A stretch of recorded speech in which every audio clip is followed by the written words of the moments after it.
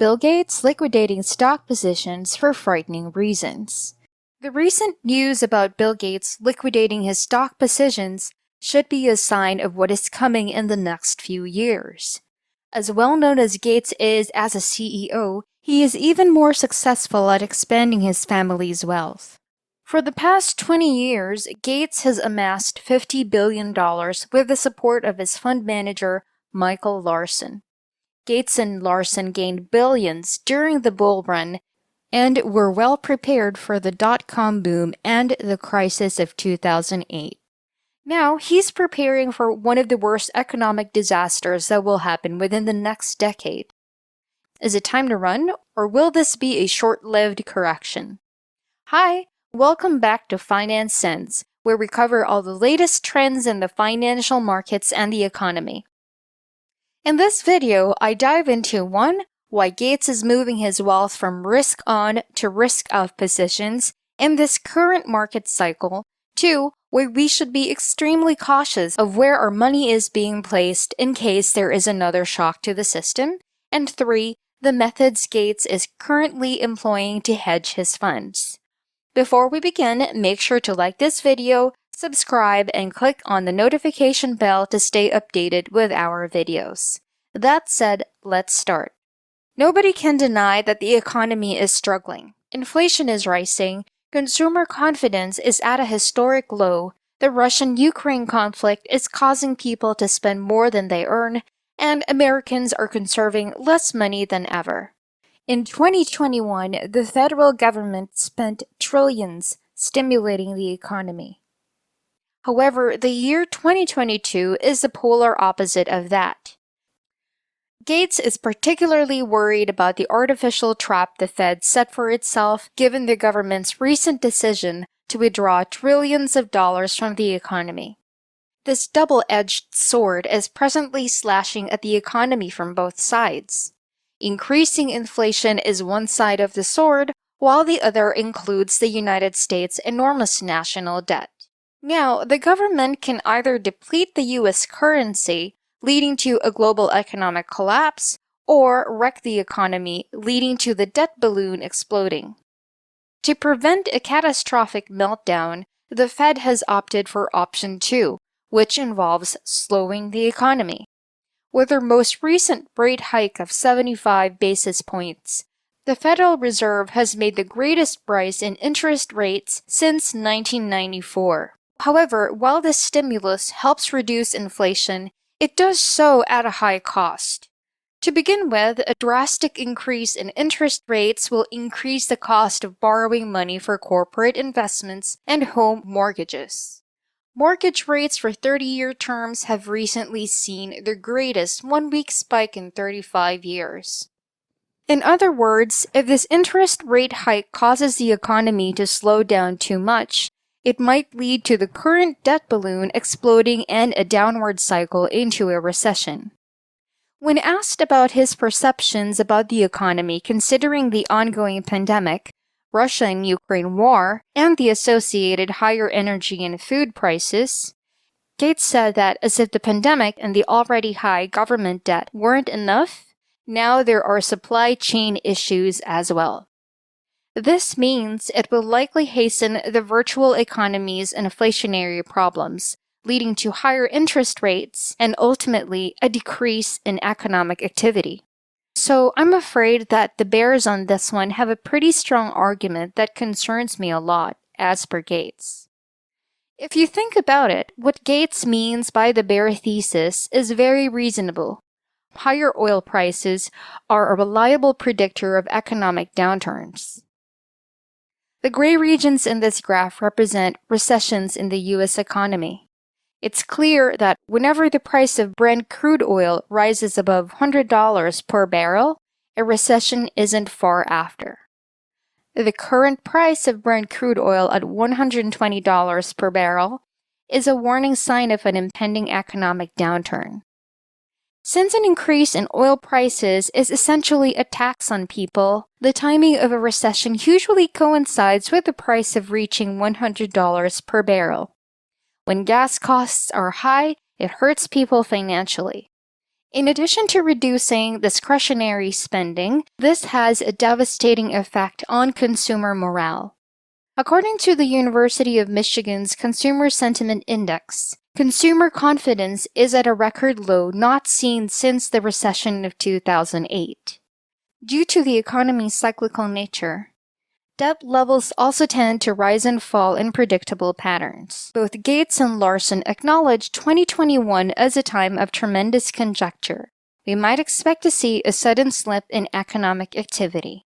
Nevertheless, Gates and Larson are employing several hedging tactics in anticipation of a crash in the U.S. stock exchange. Shorting stocks is one such tactic. Short positions are not required to be reported to the SEC like long ones are. The SEC has proposed a new solution to this problem, but until it is implemented, we won't know which equities Gates is shorting. In any case, Elon revealed that Gates had a short position on Tesla shares. Even though Gates claims to be a big proponent of eco-friendly technology, Musk thinks Gates' short position on Tesla disproves this.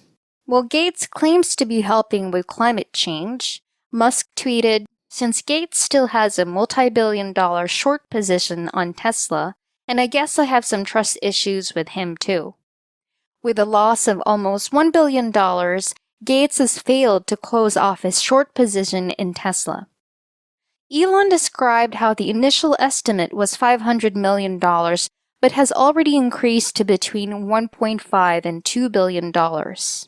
Text messages leaked in social media platforms suggest that Gates' Tesla short position prevented the meeting between Gates and Musk to discuss philanthropy.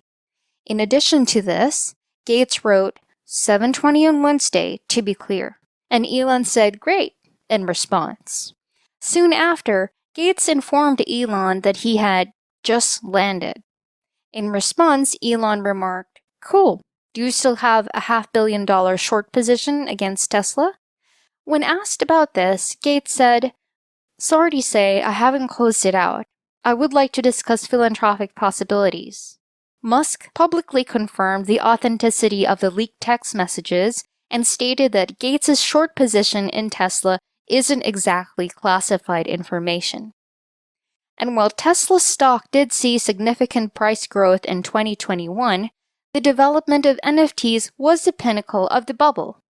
While other NFTs like the Bored Ape Yacht Club had gained more than 100%, they have seen losses of above 80% in just 2 months.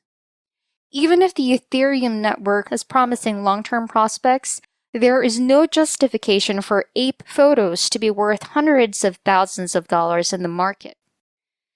Recently, Gates has been vocal about his disinterest in the Bored Ape Yacht Club.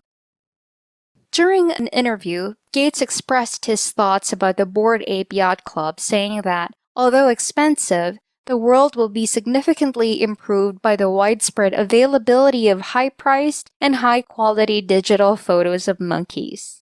However, Gates reiterated his preferences wherein he said he's accustomed to asset classes like farmland, manufacturing things that are entirely predicated on the bigger fool assumption that somebody is going to pay more for it than he does. Meanwhile, currently, the S&P 500 is trading at a high price of nearly 15% from its pre-pandemic highs. When asked why that should be the case, Gates had no explanation. Before the outbreak, the economy was thriving. The demand side of the economy was flourishing, and the supply chain was growing in tandem. Buyers and sellers alike are feeling the effects of the pandemic. To restore economic growth to pre-pandemic levels, printing more money won't cut it. There is still evidence of the economic impacts of the outbreak.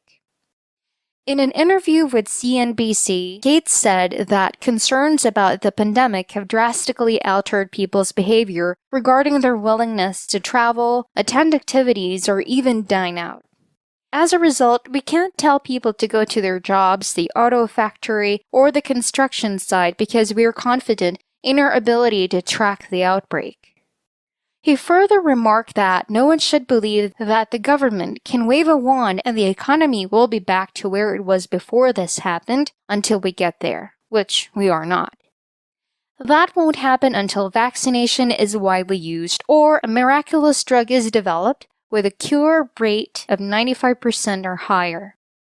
And so, we've had a demand-side shock and a supply-side shock, and that demand-side piece is both mediated by fear of infection and by the overall wealth effects of many people losing their jobs. And entire industries will be operating at a far lower level than in a normal economy, Gates said. Additionally, Gates believes that the outbreak is still ongoing in addition to the unstable state of the economy. According to Gates's interview with the Financial Times, there is still a chance that this outbreak will give rise to new strains that is much more contagious and deadly. Then he elaborated, stating, "It's not likely. I don't want to be a voice of doom and gloom, but it is way above a 5% risk at this pandemic. We haven't seen the worst of it." This means that we are facing not only rising inflation and liabilities, but also a potentially catastrophic pandemic. The United States faces severe economic and social disasters due to these issues. While Gates has made a name for himself as an investor in productive assets, he has recently begun selling them off. He liquidated millions of shares in several firms, according to his latest quarterly statement for the first quarter of 2022. Some of these stocks include over $1.3 billion worth of Berkshire Hathaway and the over $500 million worth of Caterpillar. Researching Michael Larson's plan will explain why Gates is selling his shares. This whole thing is planned and executed by Larson. Specifically, he understands how to optimize alpha, the financial industry's term for risk-adjusted return. Sources close to Gates say that despite the massive decrease in his net worth that the market saw during the Great Recession of 2008, he still managed to keep most of his wealth. Larson's investing approach has been kept private, but public documents reveal that it is similar to Buffett's.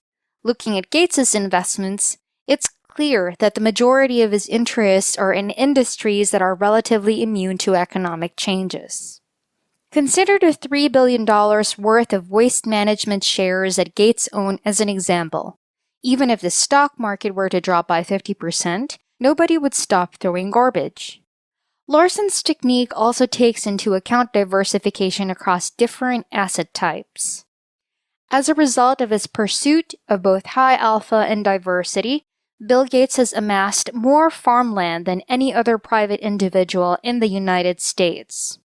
Starting in 1991 and ending in 2018, farmland consistently produced positive returns of over 11% annually. Since even in hard times, people still need to eat. This means that farmlands can have a high alpha since it offers big rewards with no risk. Private equity, the purchase of stakes in privately held enterprises, is one of Larson's well-known alternative asset investments. Private equity, like farmland, is inaccessible to ordinary people like you and everyone else. Yet, Gates finds private equity an excellent way to diversify his portfolio and reduce risk. I'm afraid we have reached the end of the video for today. Thank you for watching this far. Please subscribe and give a like if you enjoyed it, and comment your thoughts below about Gates's insights and your take on how you're going to prepare for the economic slowdown. This is Finance Sense, helping you keep up with all the latest trends in the financial markets and the economy. See you in the next video.